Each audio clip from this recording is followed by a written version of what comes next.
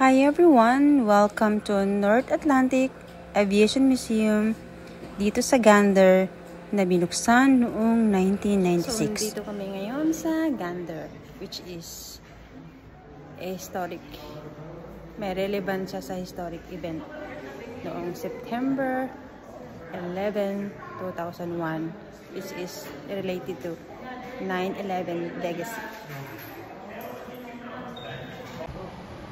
This is like a simulation to experience, to let you experience how it feels like when you are.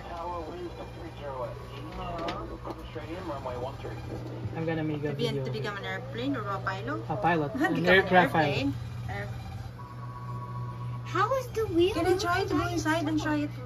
No strength of ice and put this plane fluid when landing at Bristol Yake in St. John's, because Bristol Yake was part of the city's water supply and off amidst the planes.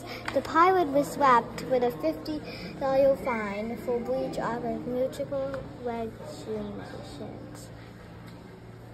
That's a nice story. Yeah, for sure.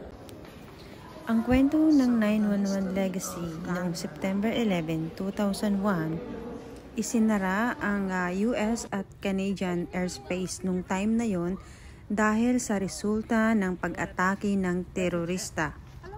200 flights ang redirected sa lahat ng alternate airports ng Canada. Sa 200 flights na redirected sa iba-ibang airport ng Canada, 42 flights doon ay rerouted at naglanded sa Gander nang walang babala at paalala. Alam nyo ba, ang population ng Gander sa time na yun ay wala pa sa 10,000. Dumoble ang population ng Gander nung lumanding ang 42 flights dahil may laman itong 6,700. Dahil sa biglaang paglanding ng mga eroplano at dahil sa walang babala, hindi alam ng mga pasahero kung saan sila, kung anong nangyayari, at kung kailan sila magtatagal sa lugar na yun. Mommy, can you try to reach the pilot area?